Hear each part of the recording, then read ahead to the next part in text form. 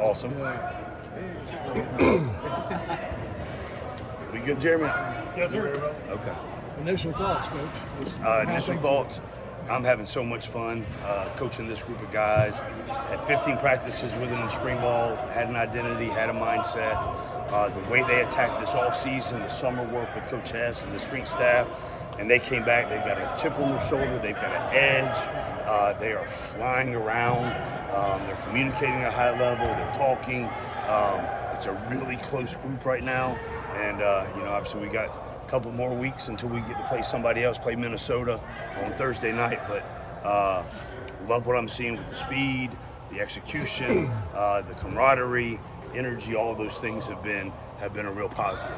Des Evans said the other night, he described the defense as less systematic than before.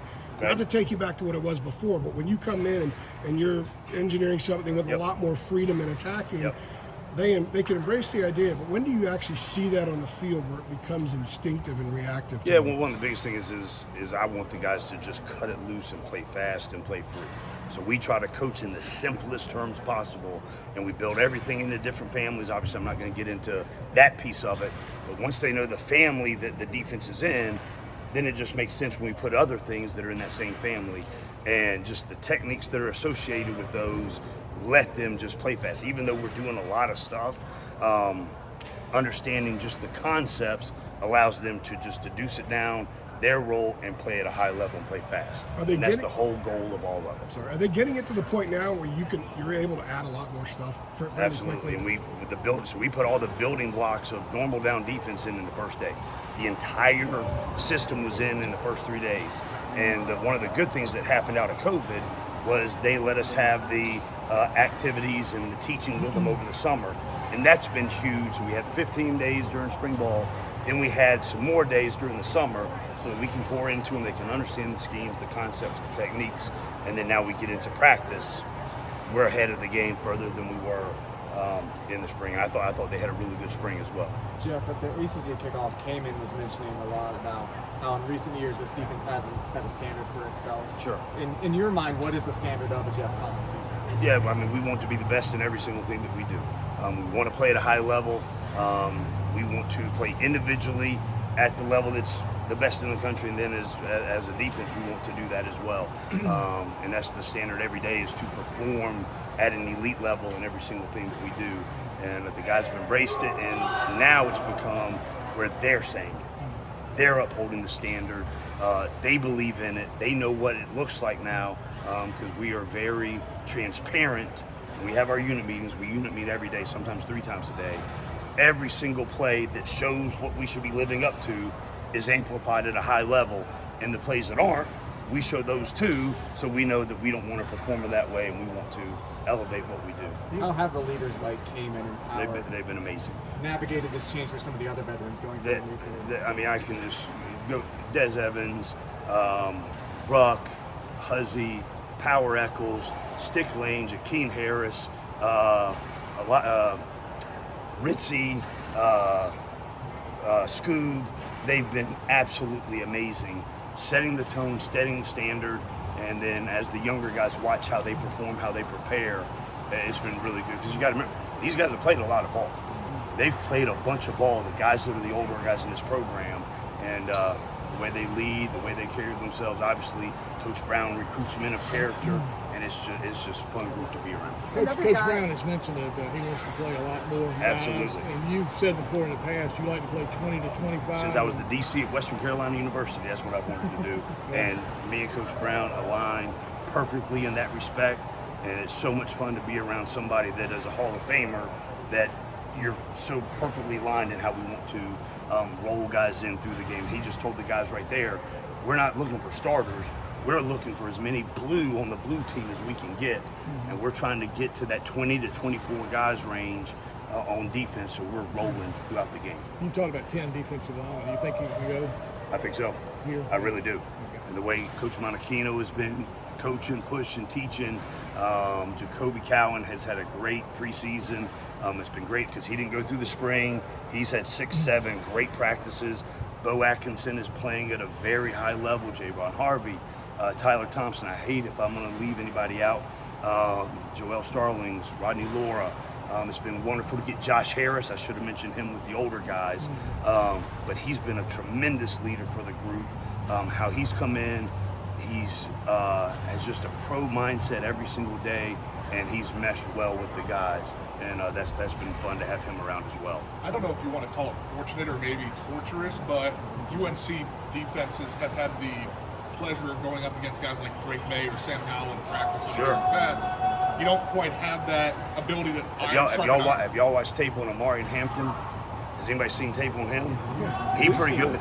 Amari Hampton's pretty good. And I think Connor and Max and Criswell, having him come back to us, they do a lot of really good things as well. So even though those are 2 first-round quarterbacks, there's been no shortage of dynamic quarterback play this preseason. So let's please not get that twisted. So you're not worried at all then about the fact that you don't have, I guess, talented enough players to go up against to make this defense even better? Not worried one bit. I mean, it is a challenge every single day. Coach Lindsay, the offensive staff, do a great job. We've got a huge offensive line. We've got 4 tailbacks that I think can roll with Amari and being the best of the best in college football. But the other 3 that are rolling through there are great players too. And then I didn't know this was going to be an offensive. I love it. But then you got Bryson Nesbitt, who didn't go through spring, and John Copenhagen, who's back, and they're playing really good. And then you've got Jake Johnson. I mean, there's no shortage of weapons that we have to go against every day, and the multiplicity of things Coach Lindsay and the offense are doing. It gives us chances to get every single technique and defense and coverage in front and pressure work. Another brief offensive question, I apologize, but another preseason All-ACC guy along with Hampton, Willie Lampkin. Yes. Just tell me about him. What makes him so difficult and different to go up against? And the reason I smiled, he's the very first person that I met when I walked into the building back in January. Willie was in here getting extra work a day before they were supposed to come back, and just his demeanor, his attitude, his work ethic. He's so physically so strong. He's played a lot of ball as well. And just the relationships that we have across the lines of scrimmage has been really fun. I mean, they get after each other, but the respect that they have for each other is fun to be around too. Coach, last season Cedric Gray was kind of that do-it-all linebacker for Carolina. How is Power Echols stepping in that role, and what do you expect from him? Power Echols is absolutely amazing. I mean, he's a 3-down backer at the next level. He does a lot of things for us. He's playing the Willie backer for the most part. We'll get exposure to Mike. We don't have to do it because he's done it so much. But just his leadership, his presence, his work ethic. I showed a clip yesterday. We did a one-on-one pass rush running back to linebackers. And it was Power Echols and Amari and Hampton for 10 minutes going at it. And they were working each other. They were. It was really difficult for both of them, but they were challenging each other, pushing each other. But the level of respect that they had and showed, it just permeates throughout the whole organization. Typically, at the end of defensive meetings all my career, I end the meeting and we leave. Here, I end the meeting, I toss it to Power Echols and let him close the thing out and let him have the last word. That's how much respect I have for him, how much respect all the players on the defense have for him, and really in the program as well. Before Cedric, kind of to stay on the linebackers spot a little bit, where do you kind of see the, I guess, other guys in that depth chart? Obviously, you have, Power and Amari, kind of those starters. Where do you see the next guys like the? Well, first I'm going to talk about Amari because Amari has obviously paid attention to the leadership of Power Echols and Cedric Gray, because he's just seamlessly transitioned into that role. He's got a fiery personality. I don't know if y'all get to see it as much. He's a competitor. He's highly intelligent. He makes all the calls and does a tremendous job, and he's a playmaker as well. And then we've got a really good battle behind them with Caleb Lavalley, Michael Short, Ashton Woods, Cade Law. Those are 4 really good backers that, we're moving around at different positions, seeing who could be that 3rd and even that 4th linebacker. And then in some of the different packages that we do, moving those guys into some of those spots as well. I guess Gray and just to follow with Gray and Echols, those guys obviously took a lot of great the snaps last season. Is linebacker a more somebody's mom texting? Is linebacker a more difficult position to swap guys in and out of there, like in comparison to other maybe spots? Yeah, I mean we're planning on rolling. So the big thing is we've got to get 2 more linebackers that we can roll in and sub for Power and sub for Amari. And the competition is really good, and they're doing a good job with it. At corner, Geoff, would it seeming like you want to press more? Sure. Like with Marcus Allen and Huzzy, are those guys equipped to do that? Absolutely. Before you got here, and then what have you tried to impress upon them in the way you want them playing? Sure. Now? One of the biggest things in this day and age of college football, you cannot allow easy access. So there's going to be tight coverage regardless of the techniques that we're playing, whether it's just solo press man, whether it's press bells or thirds, where we're playing some kind of trap or cover two, quarters, whatever. All those mechanics, you cannot allow easy access. And we didn't have Marcus Allen through the spring, and I've been very proud of him, how he's worked this summer. I think he's put on about 8 to 10 pounds of muscle. He looks really good, and he's got so much length for us to be able to do those things. And we've all seen Huzzy play a ton of ball the last year, and he had a tremendous spring. And just having those two guys and then finding out again who the next third, who the next fourth guy, and some of the guys that are going to come in on the sub packages as well is huge. Who are the guys that have a chance there? Third, there's a bunch. I mean, obviously, Dooley, Ty Adams, Jalen Thompson has had a tremendous preseason camp. So I'd say those are the three that are in that burn right now.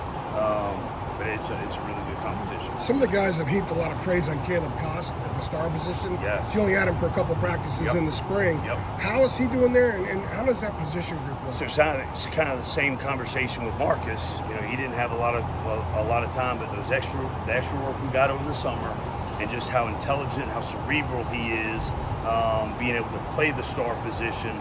And there's so much that position has to do from a mentality standpoint, from a schematic standpoint, and having to cover a lot of people in long parts of the field, and he does a really nice job. Ty White, Trey Miller, also getting a ton of work there, and but it's been fun. The Caleb has a presence.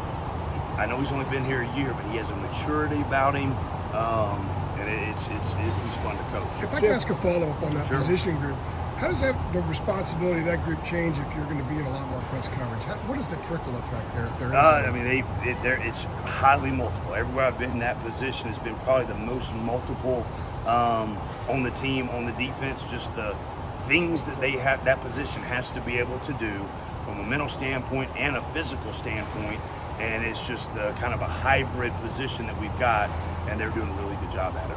I was going to ask you, I know you have a master's in educational psychology, but how has that helped you I took master's classes, graduate level classes. Did not get the master's level. So clear that up. Clear up the resume. Clear up that resume, champ. How has that helped you as a football coach? And how do you use that with your players? How's it helped you? That's probably my favorite part of the game.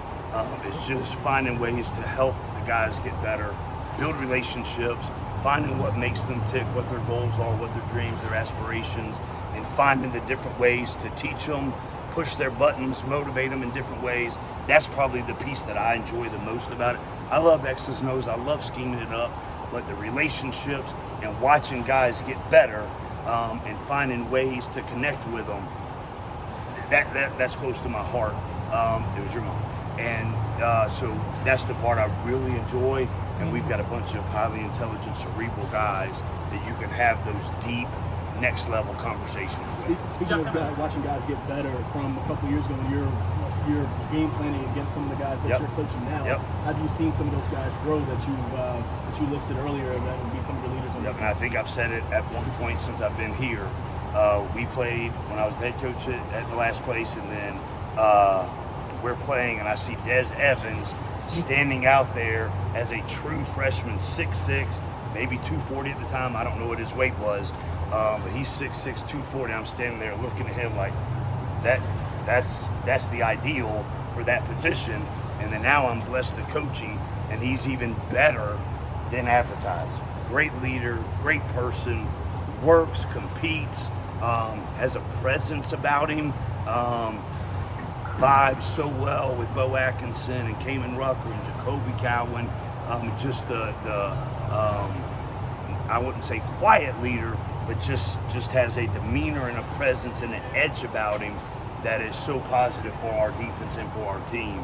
And so he's one that stands out. And obviously I recruited Kamen out of high school. Excuse me. I tried to recruit Cayman out of high school, and then having the relationship and seeing the young man that he's become has been awesome as well. The Diz Evans that you saw a couple years ago, it's taken him some time. He's kind of had a little bit of a bumpy road. Sure. Are you seeing in him now what coaches Absolutely. of your experience would look and say, this guy can become that? Are you seeing that happen now? Absolutely. I think just how he's grasped everything that we're teaching schematically, how he's just gotten with Coach Ted Monachino, learned the fundamentals, learned the techniques, and how he's grown up, how he's matured. I don't want to say too much, but he had a talk the other day about how he has matured and how he recognizes some things in his development. And just those kind of things are so rewarding as a coach, even though I wasn't a part of it for the first couple of years, but to be somewhat a part of his life and to see him grow and develop into the man that he's becoming is awesome. What I'm really have proud of him. What have the defensive players said to you this year so far in training that to them have stood out, made them better players in the years past? Is it specific drills they like doing better, more work ethic, different philosophy? So, and I've said this to a couple of guys that are here and ladies, is the biggest thing. I have so much respect for everything that has happened in the past. I've got so much respect for Coach Chizik. And what Coach Chizik has done since he's been here is the level of ball that they understand, concepts and schemes and fundamentals and techniques. So much respect for that. All I've come in is try to infuse some enthusiasm, infuse a standard, a belief, set goals that we need to attain internally, and the guys have done the rest. And it is a fun group to coach. And when you get a group that has a chip on their shoulder, wants to be really good, has an edge about them, then what you pour into them, hopefully can produce results, and that's what we're trying to do. So I got a follow-up. So is it fair to say that Gene Chizik kind of paved the way for your success to kind of do what you need to do here? I'm just saying he's awesome. I love him. I think the world of him. And we're just trying to build on everything that Coach Brown, the defensive coaches that are still here, that have been here in the past, great men, great relationships in our defensive staff room, and it pours into our guys to help them get better. And that's the goal every single day. Geoff, during stretching, you're very active. You're walking around. It looks like you're having a lot of conversations with different players. Sure. What are those conversations like? Does it kind of go back to what you were saying with the, this notion of like you want to build those relationships? Right, and it's both sides of the ball, and that comes from Coach Brown. So his big thing is he wants us to make sure we have relationships on both sides of the ball. So I don't know if y'all saw me today. I go up and down the offensive line group, talk to them. I was telling them about some new blitzes we had in today, because I don't want them to come out of surprise, but just tell them what we've got going in today, and then just talk to them, dap them up, and the same thing with the quarterbacks, receivers, running backs, and just because when you have healthy relationships as an organization, it's good for everybody, because we already have such solid relationships on defense. Anytime I can have them with offensive guys, I've got secret handshakes with certain guys, and just keep it moving from there. Coach, Offensive guys too. Do you still feel like the new guy? Because Thick Pen, Charlton Warren, Jason Jones, these were all guys who were here last year. They're amazing. So we have so much fun in our unit meetings. We have so much fun when we go back to the lab and just talk ball with the defensive coaches. And we'll do this here in just a minute and watch the film. And it's just such a great group of guys. Nobody feels like they're the new guy. It's just been wonderful. So at this point in camp, usually you've got a few things that are starting to stand out that you just really want to be better at. That you say you want to be elite. Yep, absolutely. What are a couple of the things that right now you're looking at and saying, we've got to get better at this in order to really be elite? So in every single defensive meeting room, in our unit meetings, tackling and pursuit can be improved every day. That's even during the summer, that's even during the off season. Tackling and pursuit can be improved every day. So when we did some scrimmaging today. When we go back and watch it, the leverage, angles to the football, tackling at a high level, and pursuit, we hold that to a high standard. So right now, the very last play, we had 2 missed tackles in the last play of the scrimmage. And so that will be part of the teach tape tonight, and it's just to elevate their performance based on love and trust. They know that we care about them. They know that we have a high standard. So when we point out how we missed the tackle, how we're going to fix it, those things are received well, because they know the next time they do it right, we're going to amplify that performance in front of everybody as well. So that I'd say always tackling and pursuit has to be performed at a high level. So one other follow up on that. Sure. When you're talking about being elite, do you have a specific in-house definition for? Because it's one thing to say we want to be the best in the country. That's Sure. comparative to everybody else. Yep. But obviously, if you're wanting to be elite, that's just about you. How do you define that for your players Yep. to say this is elite performance Yep. today? This falls below the standard. Yep. How do you define Absolutely. So just a collective, relentless pursuit to the football, everyone on the same page, every single play, and then we're swarming and tackling and stripping the ball out at a very high level. What I've done, we set the goals internally for the defense. I had the analytics guys at different companies. What is the top 10 standard at this, and this to be a ranked top 10 defense? And that's what we've set up for the guys. This is what we want to accomplish, and we want to aspire to that level. Have we done it in the past? We need to do it, and they need to know the metrics and the way So we're it's going like to do per it. play stuff. That sort of thing. Absolutely. Got Yep. it. I think Max Last one for said to that. you, I think, stop the run. That's what Absolutely. he wants as much as anything. Yep. right? Stop the run, create turnovers, eliminate penalties, be strong in the red zone, play great special teams. Jeff, we've talked to you a lot about the different places you've been and Yep. since you got here, but when you got let go at Tech, what was the process like for you just personally in accepting that Yeah. and dealing with it? Right. And was it difficult for you to get fired? Absolutely. That's always a thing, because in my entire career it has just been consistent success, and then you go through that and you become very reflective, self-reflective. What a lot of people can do is they can just point fingers and blame and just deflect everything instead of going inside and going through the process, what you could have done different, what you could have done better. Obviously, everybody knows the circumstances that happened, but that doesn't matter. What could I have done better for the next time? And here's the benefit for me is I got to take a year to regroup, be very reflective, and then I get to come work for a Hall of Famer and watch how he does it on a daily basis. And it has been wonderful for my career, wonderful for my soul, and just get to come out here every day and pour into these young men and a culture and a program that is set up for success. And I get to watch him navigate this new landscape of college football that we're all in. And he does it with such grace, he does it with such poise. He genuinely cares about every single one of these players, genuinely cares about every coach and every staff member and their family. And that's valuable, because that means a lot to me. That's something I always try to do, and to see somebody that has reached the pinnacle of this sport and is still doing it at a high level with class and grace and dignity and energy and fire. It is so much fun every single day to learn from. Why have you made it a point to call the last place the last place?